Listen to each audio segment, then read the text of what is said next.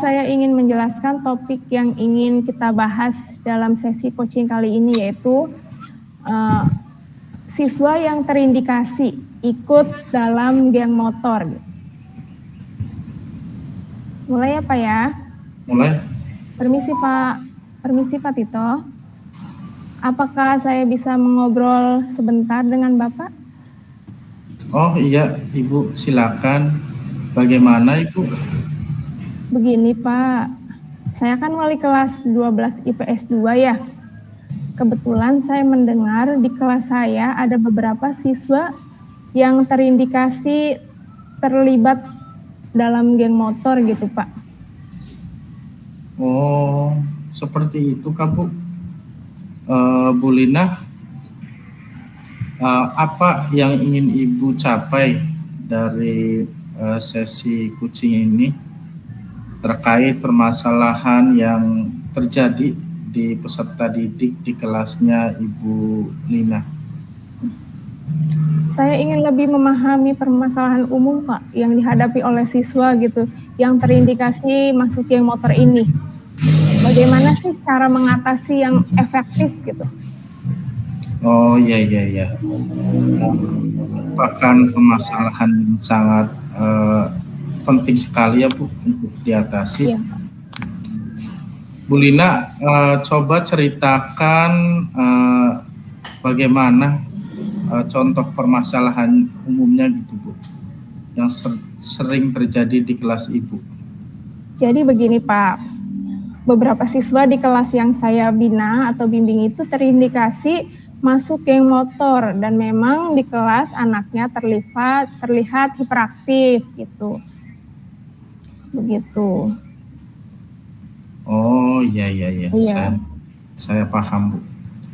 Namun bisakah Ibu Lina dengan detail menceritakan apa duduk permasalahannya Bu? Jadi begini Pak, awalnya saya mendengar dari teman sekelasnya bahwa ada 3 anak di kelas saya itu yang terindikasi masuk geng motor dengan membawa atribut geng motor tersebut ke sekolah berupa jaket gitu ya Pak ya, di mana di dalam jaket itu terdapat nama di situ ternyata itu merupakan identitas dari sebuah geng motor di mana namanya itu Sentrum gitu Pak. Ternyata setelah ditelusuri, Sentrum ini merupakan salah satu geng motor yang ada di Indramayu. Seperti itu Pak, awal mula kasus yang saya dapat. Seperti itu informasinya ya Bu. Dari apa yang Ibu ceritakan tadi, sepertinya ada beberapa faktor Bu, di mana apa yang menjadi kontribusi terhadap permasalahan tersebut. Nah, sekarang berdasarkan identifikasi Ibu tadi, apa saja sih ide atau rencana atau aksi nyata yang akan Ibu pikirkan atau lakukan dalam permasalahan tersebut? Mungkin saya ingin merancang beberapa strategi Pak. Yang pertama yaitu berkoordinasi dengan kesiswaan dan BK.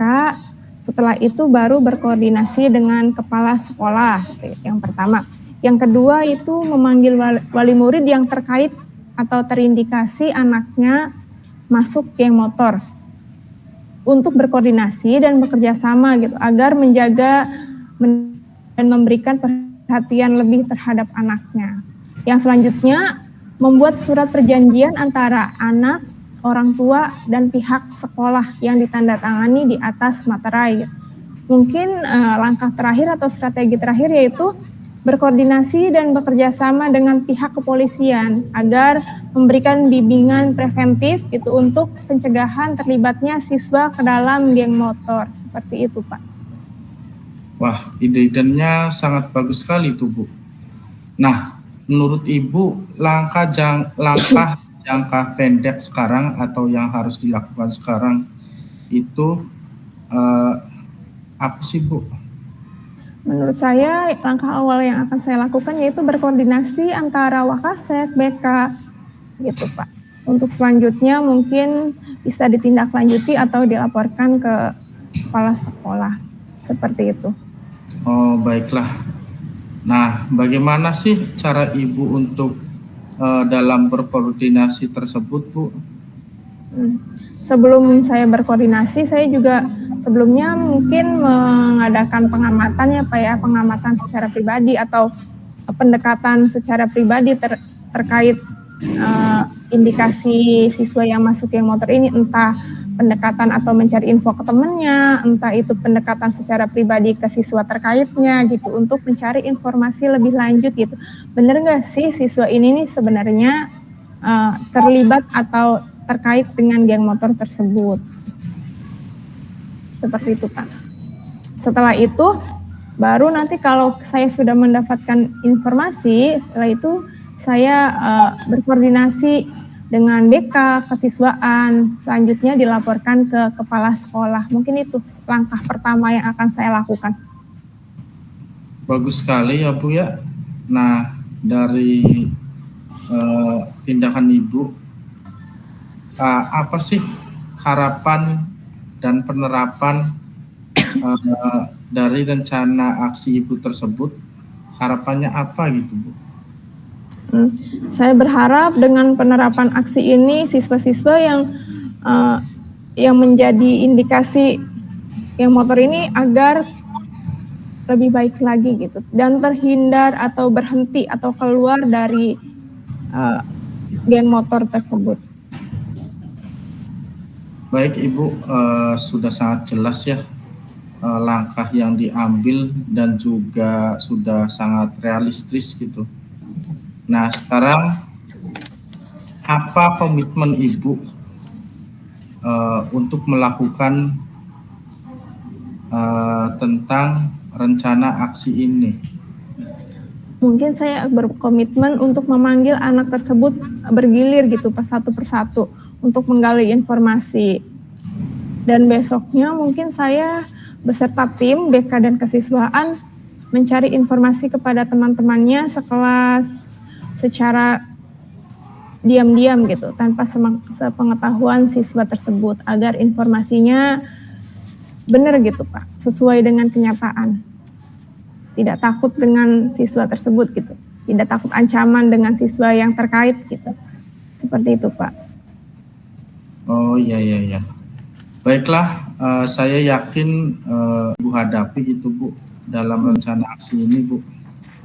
Nah justru itu Pak, mungkin kendala atau hambatan yang lebih besar yaitu melibatkan atau menjalin kerjasama dengan kepolisian setempat gitu ya Pak ya, untuk memberikan bimbingan preventif untuk pencegahan terlibatnya siswa ke dalam geng motor, seperti itu Pak. Ya, jangan ragu ya Bu ya untuk berkonsultasi dan juga meminta bantuan kepada saya atau rekan guru yang lainnya sebagai bentuk dukungan saya gitu Bu kepada Ibu. Saya punya seorang polisi itu Bu di Kecamatan Loh Bener, namanya Pak Wawan. Beliau itu bekerja di bidang humas.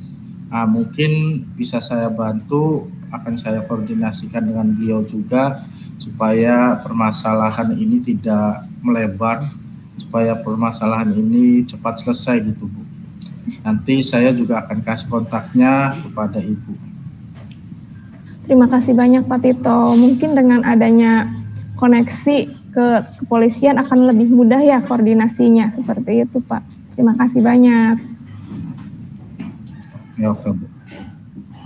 Baiklah Bu Lina, sesi kucing kita sepertinya sudah selesai. Nah, apa ada hal lain yang ingin Ibu sampaikan?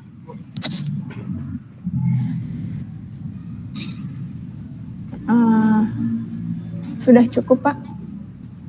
Baik, semoga Ibu bisa menanganinya dengan cepat dan semoga semuanya teratasi ya Bu ya. Terima kasih banyak untuk bantuannya dan waktunya Bapak. Sama-sama Ibu, saya senang bisa membantu. Sudah?